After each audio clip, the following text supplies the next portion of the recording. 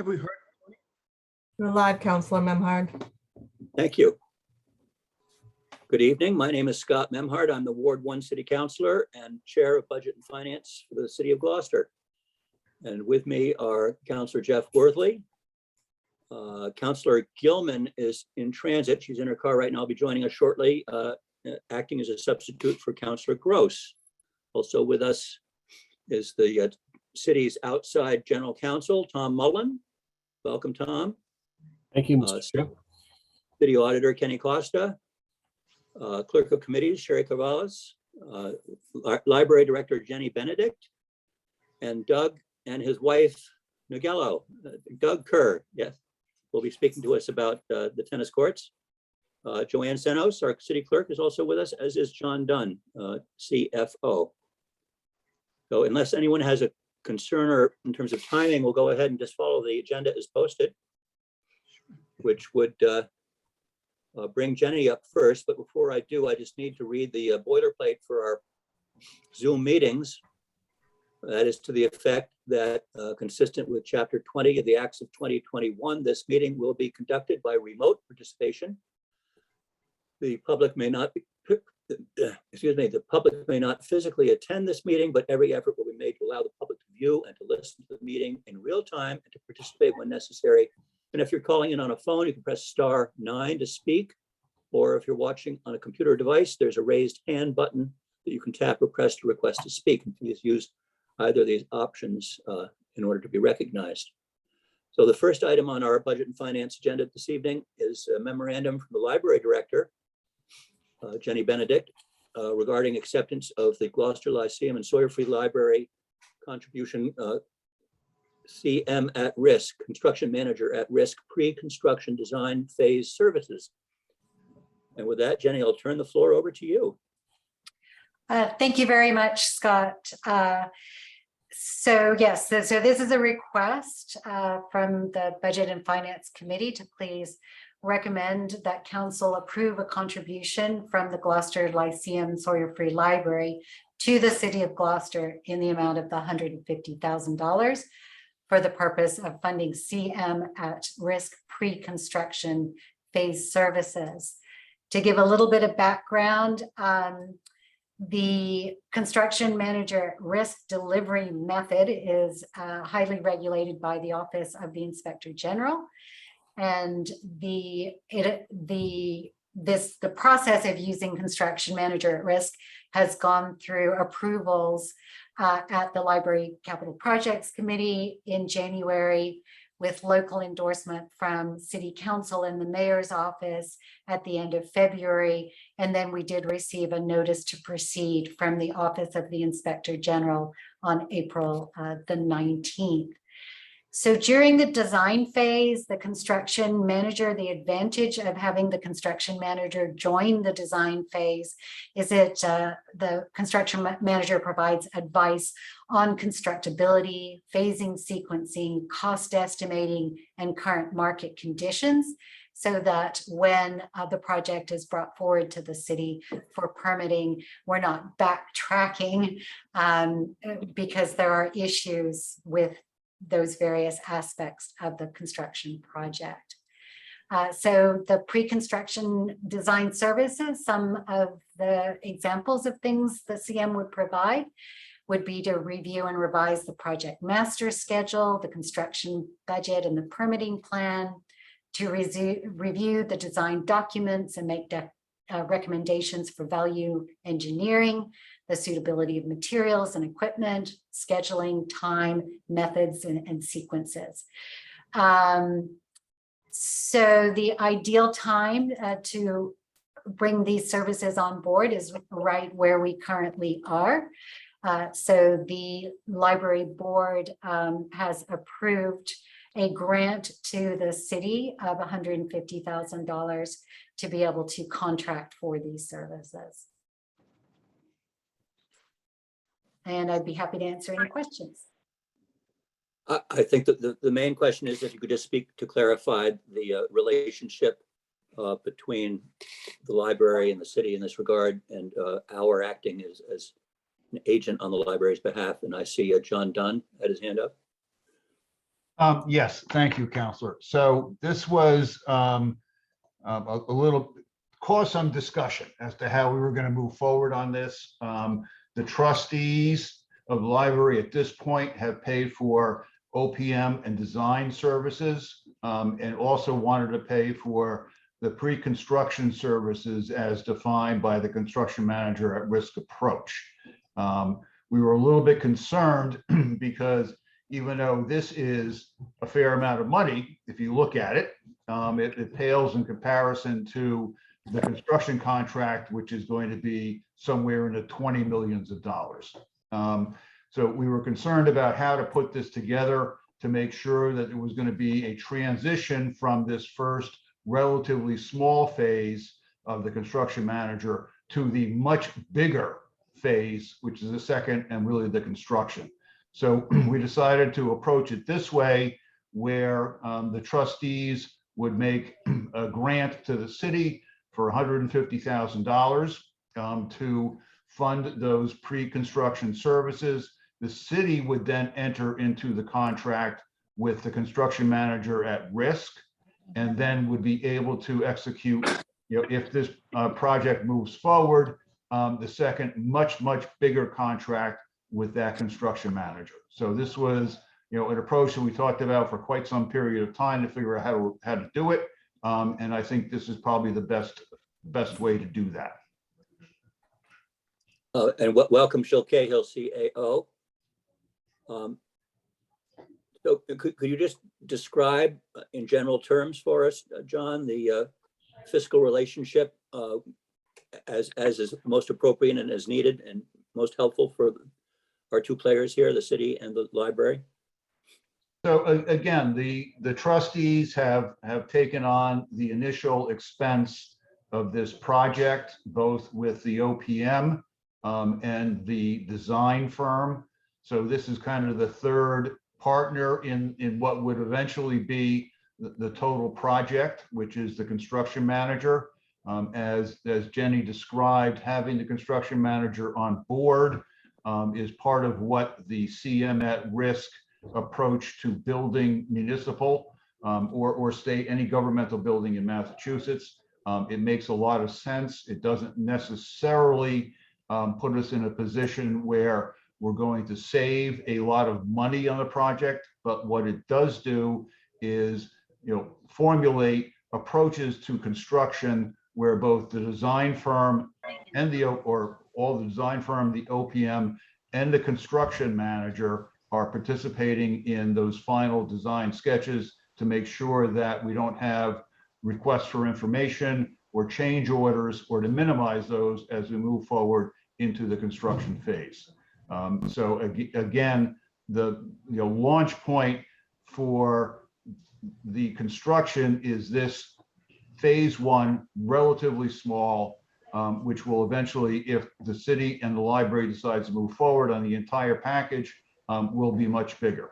But again, the thought was that we really wanted to have a contract between the city and the construction manager, in large part because the grant that is coming to support this construction project has to run to the city. So the Mass Board of Library Commissioners will be providing a $9+ million grant, and that has to run to the city to be received over 5 years. So this was just a good way to do that. Okay, that was the piece I just needed to hear you articulate, because that was what I understood. But again, a project like this, and as important as it is, and as long as we've been waiting to get this launched and happening, and giving the city and Jenny a chance to usher in our new library, I just want to make sure we're all clear on this. Councilor, questions? I have a lot of confidence in the library and the organization working on this project. I don't have any questions for them. I appreciate that they're getting this in place before construction starts. So I'd be happy to support this. Thank you. Councilor Gilman, welcome. I have no questions to ask because they've already been answered, so thank you. I'd also like to recognize and welcome Suzanne Egan, the city's general counsel, with us as well. Welcome, Suzanne. Thank you.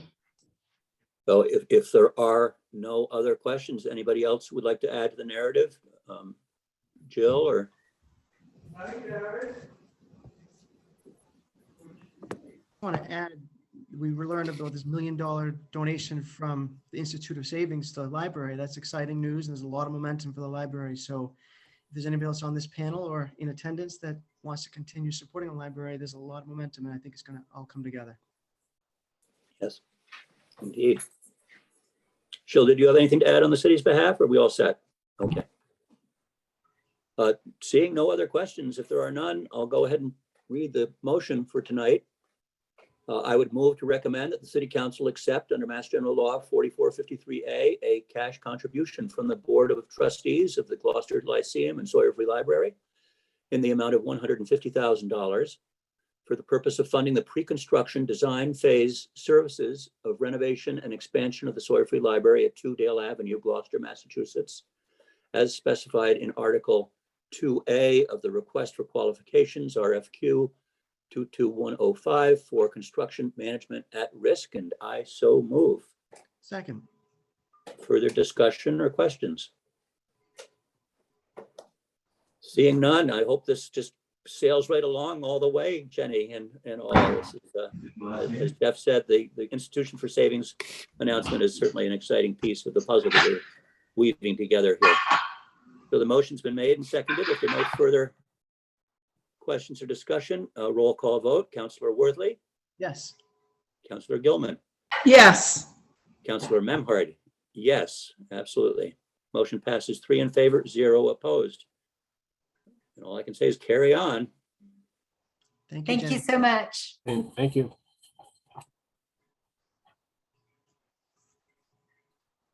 Okay. The next item on our agenda is a memorandum on behalf of the Class of 1988 Tennis Courts Project Team request to acceptance of donations in the amount of $300,000 for the project to replace the community tennis courts at our Gloucester High School. The Kerrs. Excellent. Thanks so much for having us. And that's right, we're looking to have the committee recommend to the City Council the acceptance of the initial donations by us and by Lindsay Coolidge in the total amount of $300,000, so that we can, now that our very successful tennis season has concluded, move forward with replacing those community tennis courts over the summer. We're currently at about $350,000 of funds raised. So there are $50,000 additional dollars that we have either received through the Gloucester Fishermen Athletic Association or our very reliable pledges. We're now focusing on some community, larger community donors, and expect to see some acceleration in the amount in the bank in the near term. But the $300,000 will enable the city to sign the statement of work with Docella Paving, which is the general contractor for the tennis courts.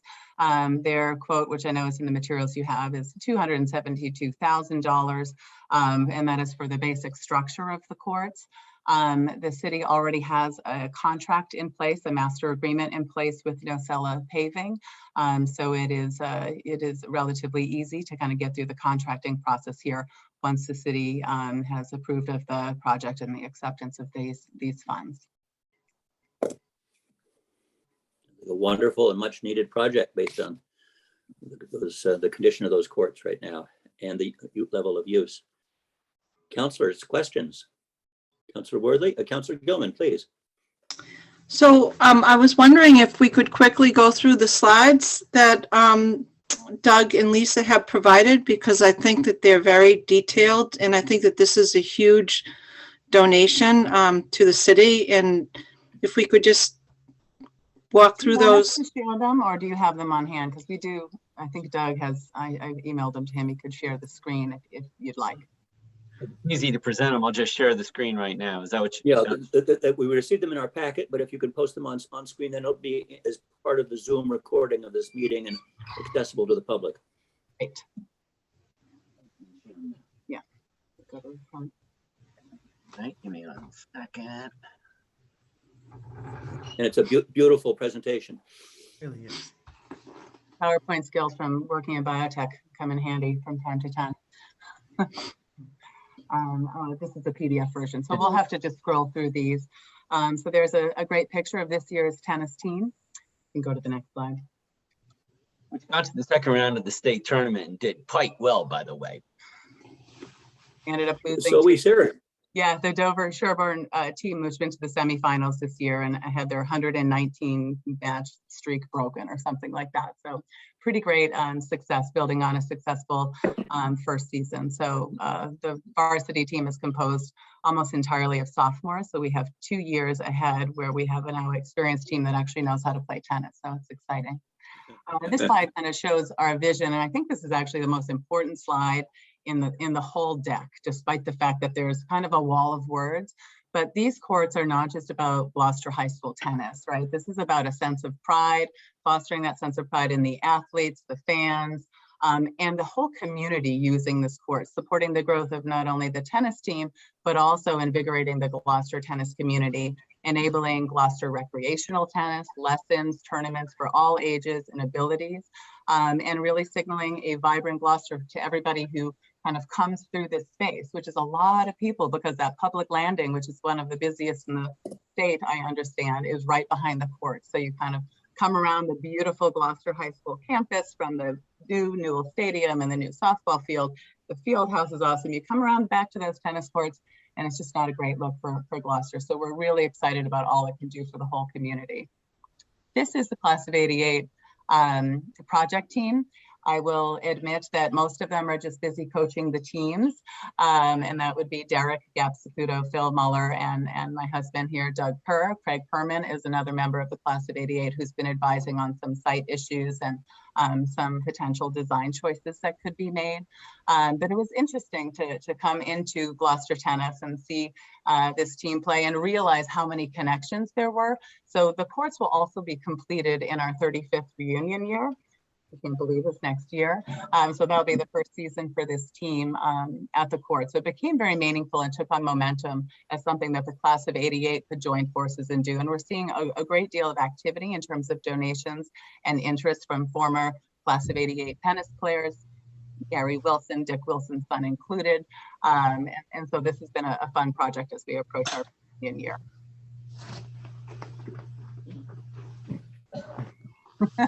These pictures say it all, right? I mean, the weeds can be knee-high. And in fact, one of the key things is that whenever we play a match on these courts, we have to specify an explicit rule that if the ball hits a crack and the ball is diverted in any way, you have to play a let. And so we play lets multiple points per match because it hits a crack. And so there's a real need here for them. And we can take the weed whacker out of the back of our cars as well. So here's the draft project budget. As I noted, $272 for kind of the core of the project. The lighting quote came in at $200,000. So if you really kind of come up to high level, the money we need to raise from this point forward is almost entirely going to the lighting. We're very confident that the courts can have a huge impact on the tennis team and the community without the lights. We're going to continue to press because we think the lighting is most important for the recreational use of the courts and for the community, less for the high school team. The shoulder season, when it gets dark early and people want to be playing tennis after work, is something that we think would be terrific. If we're going to invest in a facility like this, it should also include lights. So we're continuing to do that. This is the basic budget. And there's something very cool about tournaments under the lights or camps under the lights or something like that. So we would love to have that built in. Right. So keep pressing there and we're confident we'll get there. So this is our financial plan. This is a very high level version. So as you all know, we have done a gift of $250,000.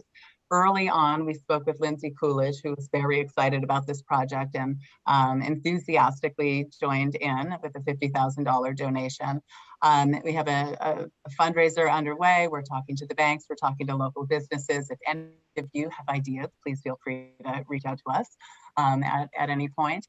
And I had a wonderful meeting with Mayor Verga and with Jill the other day, and we talked about the city and what the city could do and potentially accessing some CPC funds to kind of help us get there with this new facility. So there are a number of avenues that we are pursuing at the current time. So this is not exactly where we are now. We are now done with the season and looking for the committee to accept these initial donations, as you're aware. Interestingly, so Nocella Paving is the same contractor that did the Avis Murray Boulevard tennis court. So the city has a really good playbook for how to make this happen. Mike Hale at the DPW has been a wonderful partner in all of this, and he went through all of this with JJ Bell and others when doing the Boulevard court. So that part has gone really smoothly. This slide has one important thing that I want to make sure we don't skip, and that is we have proposed that the name of these courts be kind of in honor of our community. So the Gloucester Community Tennis Courts, or the community tennis courts at Gloucester High School. The courts were dedicated to Stephen Ross, who is the youngster who was, tragically killed on that bridge at Lanes Cove 25 years ago. There is a memorial rock with a plaque kind of in his name located at the entrance to the tennis courts. And so we would very much like to carry that forward and kind of include this in memory of Stephen Ross concept in the signage at the courts and keep that kind of dedicated rock and plaque on site. We have not yet consulted anybody in the Ross family, and we're looking for ways to make contact with them. So that is a piece that we're still looking at. It's important to us that that they are sort of brought along and aware and are comfortable with this. And you've seen in the package the different proposed rules and the use of the courts and how they'll be managed. And once we get these done, I would love to imagine a tennis camps and teaching, and even a college for kids, which is something I did when I taught kids tennis, but also then took them into the classroom, and GMGI would be brilliant for that. So there's lots of ways where this gets used throughout and beyond the tennis seasons as well. So, and then this is what it looks like, pretty standard. Yeah, it's pretty much in the same footprint as the existing courts. There's not a lot you can do or change there. There are a number of additional benches, et cetera, around. And yeah, so that's Mike Hale at the DPW has been a great partner there and has visited the site with me, and we've taken a look at the surrounding area and some landscaping that the DPW can do and kind of improvements to the parking area. So it's really going to look terrific and be hugely useful for the community. I recognize some Del Vecchio photographs there. There are some beautiful Del Vecchio ones, and a number that were just taken with my iPhone when one of the potential donors we were talking to saw the budget picture with the tennis ball and the crack. He's like, I want to see more of those. And so I went down and Well, anyway, we couldn't see you while we were talking because of the way we were doing the share. So if anyone has questions or reactions, we're all ears. That's a great presentation, and thank you very much, Councillor Gilman, for prompting its inclusion in the presentation this evening. It's really very, very impressive. Councillor, questions? I just want to say thank you, Val. You have been a wonderful support and resource through this process, and we greatly appreciate that. May I just speak for a moment, Councilor Memard? Absolutely, Councillor. So a couple things in terms of my connection to this. I obviously have grown up playing tennis, and I was on the Avis Murray tennis court fundraising team representing an old faithful of hers at Bass Rocks. But so in May, we had a cleanup at O'Malley, and who were the first people that offered to help out, but the Gloucester High School tennis team, the boys team. And Doug and Lisa were both there, and Derek Gary, their coach. And Council Worthley was there with his kids as well. But it was just awesome to have them there, and they were doing what they do best, which is to give back to the community. And it was awesome. So I actually had my camera and I said, let's take a quick picture, and because I was just so proud of them. And then the next week I learned that they were playing at Gloucester High and they were getting close to the playoffs. So I went down and spent an afternoon watching everyone play. And, you know, I was just so pleasantly surprised because, you know, it was obvious that this team is just a great team. And they were just being athletic and fun and good teammates. And they actually were kicking butt. And it was great. And there were no total standouts on the team. There were some good, strong players, but they were just a great team with a great amount of depth. So it was really exciting. So I'm excited to be here, just to be part of this receiving of the money. And I can't thank Lisa, both you and Doug, for kind of kicking this off and your generosity. So Yeah, I'll save the rest for discussion when we make the acceptance of this very generous donation. But thank you from the bottom of my heart. Yeah, it really is our pleasure. And you hit the nail on the head. One thing I want to really point out, the spirit of this team really moved us. It moved Doug from going to help Derek because he had a bunch of kids on the team who'd never played tennis before last year, right? The freshman, Anderson, his people. But then as I was observing it and going with my dad to watch all of these matches, seeing how this team interacts with one another and supports one another, and how Derek is with it, the whole group is just, it's really something special. And so if you're looking around town for ways you can help in areas where potentially people aren't paying as much attention, this like screamed at us as something really meaningful. So thank you for kind of highlighting exactly what motivated us. Thank you. Councillor Worthley? I have comments, but I definitely don't have any questions at this point. It's very impressive. Okay. There's an interesting background noise there. I'll go ahead and make the motion in that case. Budget and Finance moves to recommend that the City Council accept cash donations under Mass General Law 4453A in support of the Class of 1988 Tennis Courts Project team to replace the community tennis courts at Gloucester High School in the amount of $300,000 from the following members of our community: Lisa Nogello and Doug Kerr, $250,000, Lindsay Coolidge, $50,000, for a total at the present time of $300,000, and I so move. Second. Further discussion? Councillor Worthley, please. Thank you, Scott. Doug and Lisa, we're all very grateful, but I'm just blown away at the generosity and the commitment and also the effectiveness. Looking at the slide presentation when I reviewed this, you know, government is slow and you're moving right along very assertively, and I'm really proud of that. And you should be proud of that too. And the class of 1988, it must have been something in the water to have such leadership from that class, right? I wanted to pay particular attention to, this is a little emotional. I was friends, with Steve Ross. I'm sorry. You can skip to Val or someone else while I gather myself here. I was friends with Steve Ross, very close friends. And if there's a way I can be helpful in connecting you with the family, I haven't been in touch with him for a while, but the fact that you didn't forget about him means a lot. Yeah. Thank you for sharing that, Jeff. We should connect offline on that. I would greatly appreciate that. And I think it's a really important step. So thank you. Thank you. Councillor Gilman?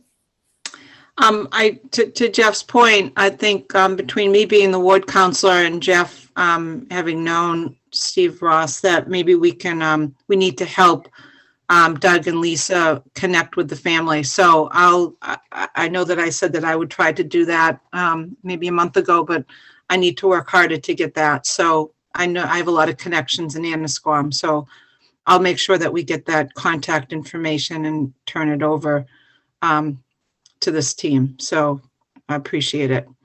That seems like it will be very, very appropriate, helpful. Jeff? Yeah, so my internet connection dropped out. I heard Val, I think we said we would work together to kind of connect with the Ross family. I wondered if, maybe this should come on the questions, there may be an opportunity for some corporate sponsorship. There's been some tremendous generosity corporately, and I don't want to get away with the library is doing, but there's a lot of people who would contribute. And I don't think that would detract if it was done in a classy way to have some sort of, I'm not talking about, ads that are distracting to tennis players, but something classy, a plaque or something like that. There may be some contributions that are available that way. And so to the extent that I can, well, I really can't do fundraising, so, but I can. Right. Yeah, we are planning to have a sign right next to the entrance of the courts that has names of sort of the key donors, including local businesses, Cape Ann Savings Bank, Bank Gloucester, ISS. These are all folks that we're talking to now. Dick Wilson and I are kind of brainstorming on a number of different ideas. So there is the opportunity for corporate sponsors to be recognized in that way. You can't really do signs all around the court at a tennis court, but there will be a really nice kind of donor board right at the entrance of the courts.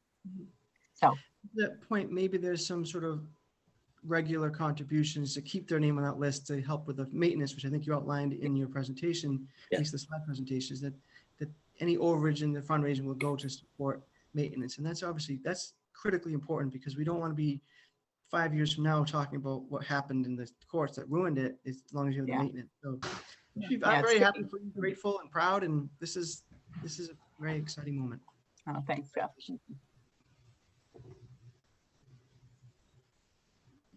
As a longtime former tennis player and with a wife who was at Bass Rocks with Avis and Yeah, Val, Martha used to beat me once in a while when we were kids. back, I'm all in favor. Davis Plus- came down and plus watched the boys too, so that was fun. There was an Oaks member in that lineup that you showed at the beginning for this year's team. The big tall one. The tall, skinny one, yeah.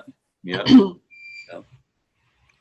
If there are no further comments or questions, I think, you've done such outstanding work, and it's just exciting and appropriate. And all we can do is wish you well going forward. And we have no doubts that you'll conclude this in a timely basis and we'll be out playing on those courts before we know it. Yeah, that'll be fun. We'll have to do, well, I think it was Val's idea to have a nice kind of tournament, bring the tennis team down and they can take on all comers. I know who I'm going to ask to partner with. All right. Well, thank you all for your time, attention, and all that you do for our wonderful community. Right. Thank you. If there are no other comments or questions, I'll call for a roll call. The motion's been made and seconded. Councillor Worthley, Yes. Councillor Gilman, Yes. and Councillor Memhard, yes. Motion passes 3 in favor, 0 opposed, and look forward to presenting this to the City Council very shortly. Fabulous. Thank you. Thank you. Carry on.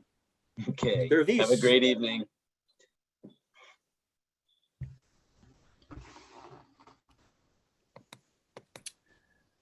So those are positive projects there. The third and fourth items on our agenda tonight at Budget and Finance relate to elder services. One is a request of acceptance of a fiscal year 2022 Massachusetts Executive Office of Elder Affairs formula grant in the amount of $88,848. And then the second one is relating to donations of acceptance of donations in the amount of $1,135. I'm here, Councilor Memhard. It's Elise speaking. It's my first time phoning in. I'm not used to not seeing everybody, but I am here. I don't know if you can tell that on your screen that this phone is mine, but I'm here. Excellent. You have a beautiful green telephone that we see on our screen. Good. So would you like to speak to the formula grant and also the acceptance of donations, please? Yes, please. Thank you, Councilor. Yes, so the formula grant is something that councils on aging get every year, and it's based on how many seniors we have in the city census for that year. It's late. It was late last year. It was even later this year. I think COVID related grant is very important in that it supports staff. I want to say salaries, but it's actually wages. I think technically I'm the only salary, but it does support staff wages for the rest of the staff at the senior center.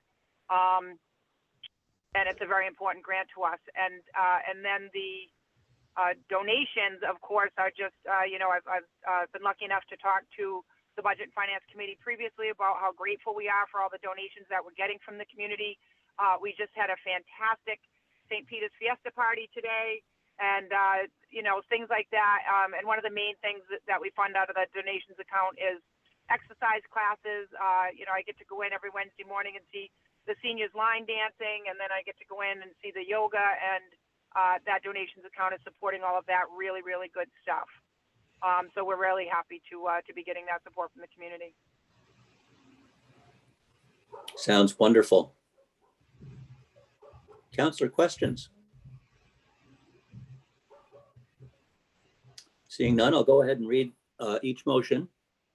The first is for Budget and Finance to recommend the City Council accept under Mass General Law 4453A, Massachusetts State Fiscal Year 2022 Council on Aging Formula Grant allocation for the Massachusetts Executive Office of Elder Affairs in the amount of $88,848.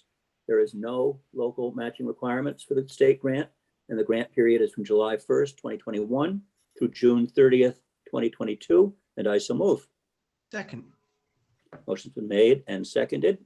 Councilor Worthley, any further discussion? Thank you, Elise, for pulling this together again and all that you do.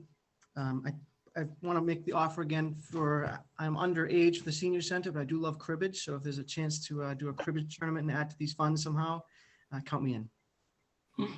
Jeff, absolutely. I'll pass that on. Yeah, thank you.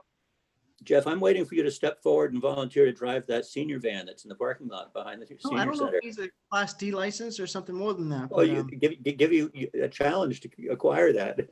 I would do it if given the No, right it does. opportunity. It doesn't need the special license. You just need to take a training that CADA offers. So we can line you up with that training anytime you'd like, Councilor Worthley. I would be very interested in that, believe it or not. Although I don't want to be Dan or Bertie. He drove a bus for a long time too, so I don't want to, commingle those reputations. I drove a school van once in my younger years, so Really, it's a great thing to do. I bet. So the motion's been made and seconded. A roll call vote. Councilor Worthley, Yes. Councilor Gilman, Yes. Councilor Memhard, yes. Motion passes unanimously by a vote of 3 in favor, 0 opposed. And the second item, the memorandum of the Director of Elder Affairs requesting acceptance of donations in the amount of $1,135. And I would move that to recommend that the City Council accept cash donations under Mass General Law 4453A to support the Council on Aging in the amount of $1,135 from the following members within our community: Robert McCrae, Cynthia Bjorley, Louise Lucas, and Phyllis Reardon, for a total of $1,135. And I so move. Second. Made and seconded. Any further discussion besides our gratitude? At least you keep bringing us money. The expectation's getting higher and Yeah. higher now. Good work. Good. That means I keep spending it on fun things for the seniors and healthy things. Please do so. So the motion's been made and seconded. Roll call vote. Councilor Worthley, Yes. Councilor Gilman, Yes. Councilor Memhard, yes. Motion passes unanimously by a vote of 3 in favor, 0 opposed. Thank you so much. Thank you, Elise. All right, I'm next- gonna drop off now. Everybody have a great night. Thanks again. Thank you, Elise. All right, bye-bye. Our next item on the agenda relates to a memorandum from the Archives Committee requesting acceptance of donations in the amount of $152. Is anyone to speak to this, Joanne, or? Yes, I'm here on behalf of the Archives Committee because I am the liaison to that committee. And they're requesting the committee's acceptance for donations they received in $152 and to recommend to the full city council. Thank you. I'll go ahead and read the motion. Budget and Finance recommends that the City Council accept cash donations under Mass General Law 4453A to support the Archives Committee in donation fund number 3305 in the amount of $152 from the following members within our community: Nancy Reardon and John Ronan, for a total of $152. And I so move. Second. Made and seconded. Any other discussion? Roll call vote. Councillor Worthley, Yes. Councillor Gilman, Yes. Councillor Memhard, yes. Excellent. Thank you. Okay, Kenny, we're back in your hands here, wrapping up. Yes, That's quite a list you shared with us. yes. Speaking of wrapping up, the fiscal year is almost wrapping up. There's a week left in the fiscal year. So there's 57 accounts, as you mentioned. It's quite a list. There's 2 new accounts on the city side. There's 24 new accounts on the school side. This evening, as you know, you had accepted the formula grant, so that will take care of the Council on Aging deficit. All the school accounts have been assured by Gary Frisch and Cody Marshall from the school that will be taken care of. There's just internal budget transfers that need to be taken. And on the city side, we're at a point, there's snow and ice, and then the remaining that John will take care of at this point. But at this time of year, this is pretty normal at this time of year. That's all I have, unless the committee has any questions. John, you bearing up underneath this heavy burden, or are we in good hands?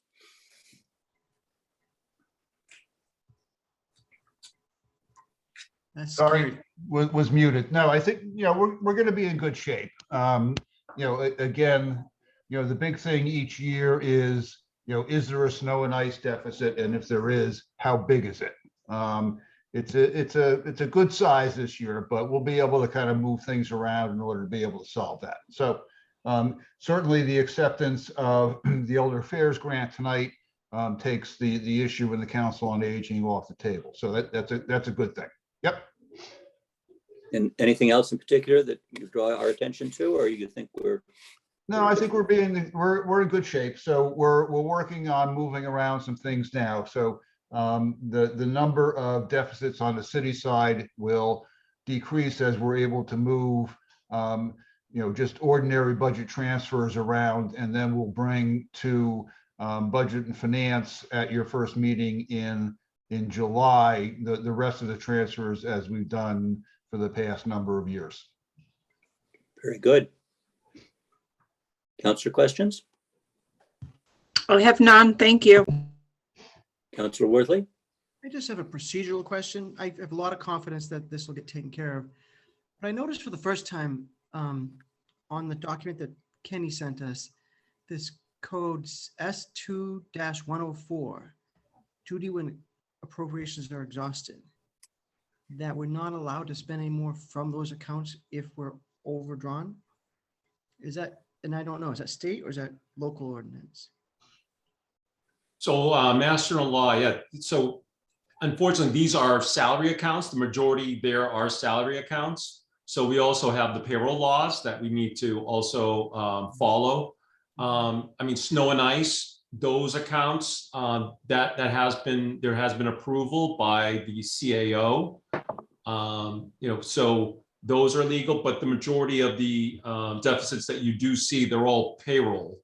So we also have payroll labor laws that we need to follow. So that's the reason that those accounts are in a deficit. So the majority of the accounts that you see, the object in 5.1, that's payroll. Those are wages and salaries.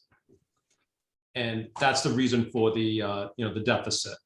Right, and we can't just stop funding from those accounts. Yeah, we have to pay our employees. It's very important. Of course.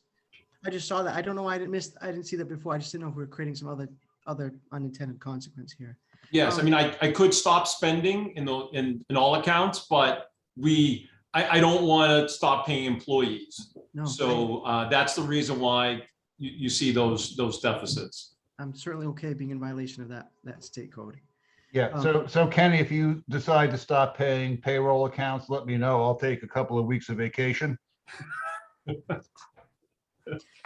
I just noticed that on the memo you sent today, or And I think very fortunately, because of good fiscal management, we're in fact not, the city is not in a position where it has to worry about not being able to cover obligations and costs, including payroll and taxes.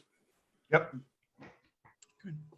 I have no questions. I look forward to seeing the magic of how we fund these accounts in the last, was it June? We have till June 45th. Is that what you said, Kenny? June 45th. Okay. Yeah. Well, On Friday, it'll be, June 31st. So, and then it'll keep counting. So we have until June 45th. That's correct. The clock keeps ticking. we're just Sorry, waiting, Councilman Memhard. we're waiting for John Dunn to earn his wings as Wizard Dumbledore making magic. Thank you. Looking forward to it too. I have no questions about the overdrawn account. Okay, well, good luck putting it all to bed, and also buona fiesta, everyone. Buena fiesta. So then there's been a lot of excitement in the community between the tragic drowning up in Val's neck of the woods, and then we'll see what happens regarding the Beacon Marine Complex. Unfortunately, there was no loss of life there this morning. So I accept the motion to adjourn. So moved. Second. Motion's been made and seconded. The evening is the next to longest day of the year, so there's still a little time to enjoy. Sure. Thank you, Scott. Are we going to do a roll call vote? If you'd like to, roll call vote to adjourn. I think we need to. We're still on Zoom. Made and seconded, Councillor Worthley, Thank you. Councillor Gilman. Absolutely. Thank you for letting me sit in tonight. Thank you for joining us, and we wish Tony well. And Councillor Memhard, yes, the motion to adjourn passes reluctantly, but unanimously. Good night, Sherry. Good night, everybody. Good night. Thank you, Kitty and Good night. John and Sherry. Thank you, thank you. Thank you.